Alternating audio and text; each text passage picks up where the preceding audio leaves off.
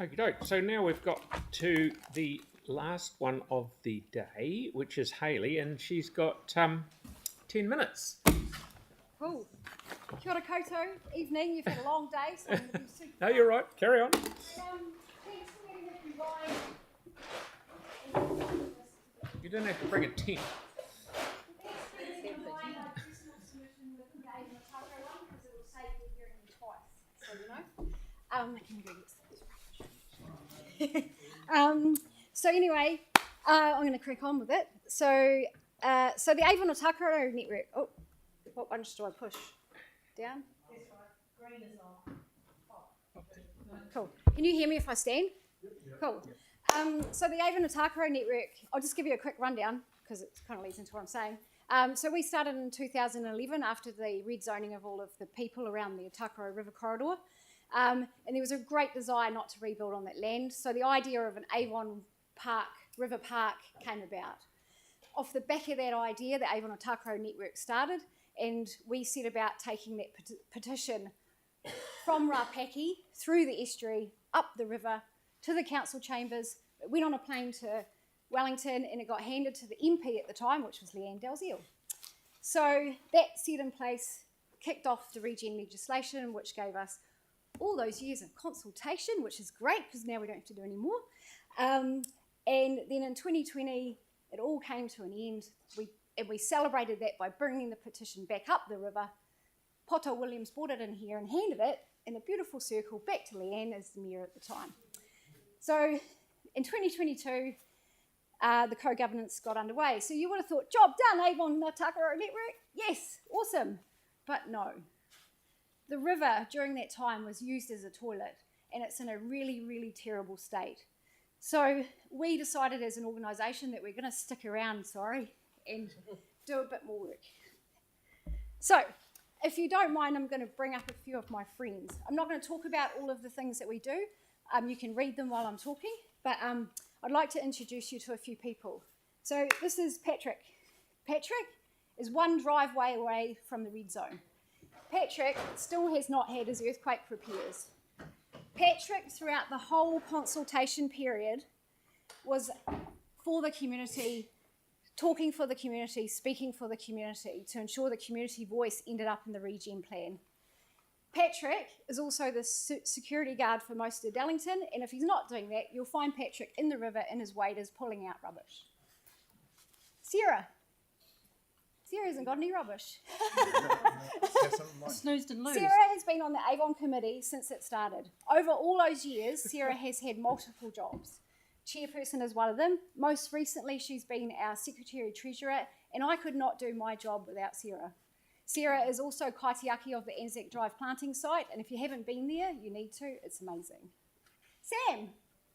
Sam is a bit of a South Shore legend. Got to get that right. Throughout a really tumultuous time in New Brighton and South Shore, Sam was galvanising her community, bringing people together, doing things like the Commons and Stitch-A-Mat, no, it's not Commons, Common Stitch-A-Mat, and doing absolutely wonderful things for her community as a volunteer. Jordan. Phil, you know Jordan. Jordan's Certainly a persistent little bugger. Jordan's the youth representative on our committee. Jordan set up his community garden in Avondale in 2012, and he's still going strong, and it's looking fabulous at the moment. We won't talk about the water. And I'd like to introduce you to Kate. This is Kate. Kate owns Wow. Wow is without waste. Kate loves rubbish. Any kind of rubbish, she loves rubbish. She's a rubbish weirdo. She loves sorting rubbish. She loves diverting rubbish from the waste stream. Kate has been amazing in delivering this in-river project for us. Kate has got all of the data, collects all the rubbish, sorts it, weighs it, puts it in a spreadsheet, diverts it from the waste stream, and helps us get an understanding of what is it we're dealing with here. Are we dealing with old rubbish? Because we are. And where the rubbish is coming from, so we could start giving you and the staff and ECAN information back as to how we deal with this rubbish. And last but not least, I want to introduce you to Daryl. Daryl is our boat guy. Daryl's a keen kayaker, and Daryl was in the river a lot and saw the rubbish and wanted to do something about it. So Daryl came to the city council and kind of got told, yeah, I don't know, So he went to ECAN and got told, well, I don't know how we can help you. So he came to us and I went, no worries, I can help you with that. I know some people in those buildings. So I came to the council and I got told it's ECAN's problem. And ECAN told me it was the council's problem. So I'm like, well, actually, it's everybody's problem and we all need to do something about it. So this kicked off our in-river project. So you can see today, this is drop number 31. This is what Daryl will get in one drop session. So far, in 15 months, we've picked out 6.5 tonnes of rubbish. We have gone about 130 cones, few trolleys, quite a few lime scooters, and 2 dildos. I kid you not. So it's been a really amazing project. So I want to get to my point. My point is that in organisations like Avon Ōtākaro Network, there's people like this. These are people that are working with us together to get these jobs done. So I thought, how am I going to show you this in a way that makes sense for some of you money people in the room?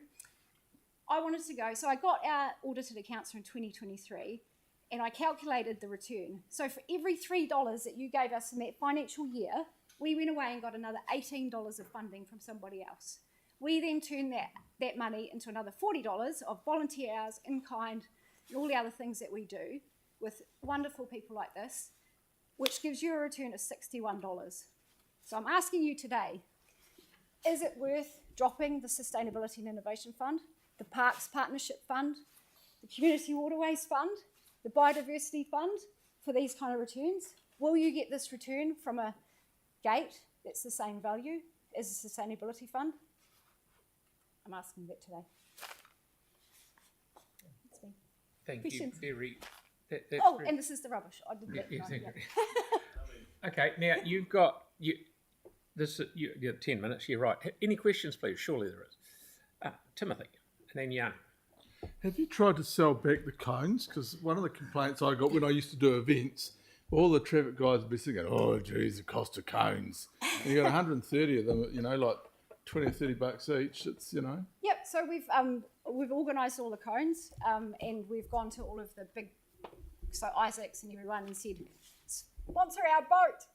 And we're getting some success with that. So hopefully we'll be able to get some sponsorship from the cones. And Isaac's are actually going to take all the cones and they have a cone amnesty barbecue and swap cones.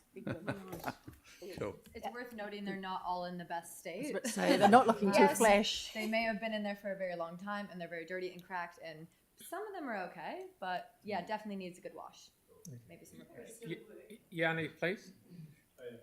In a similar vein, previous advice to council was that they didn't want to be heavy-handed on the people that owned the shopping trolleys. They thought it would be unfair to have any regulation to control them.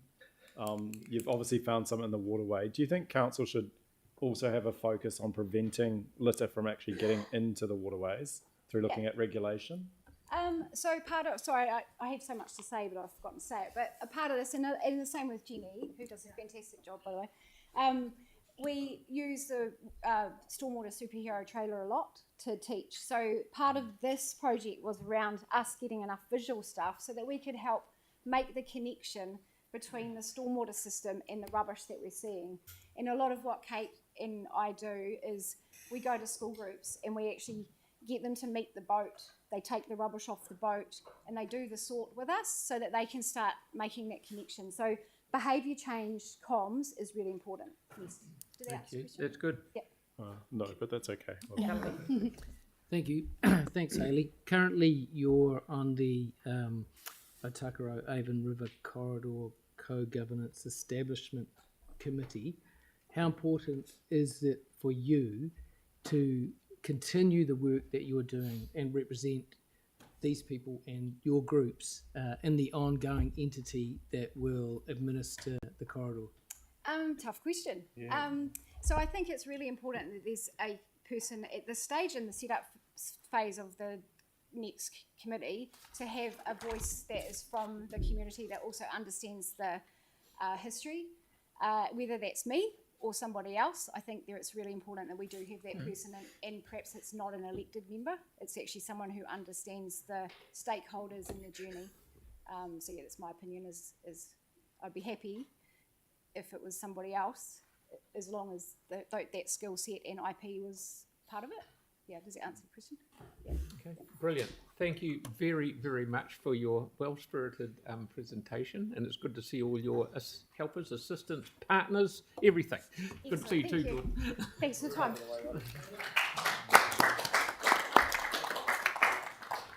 Okie dokie. I will now adjourn the meeting until 1:30 tomorrow, when we can do it all again.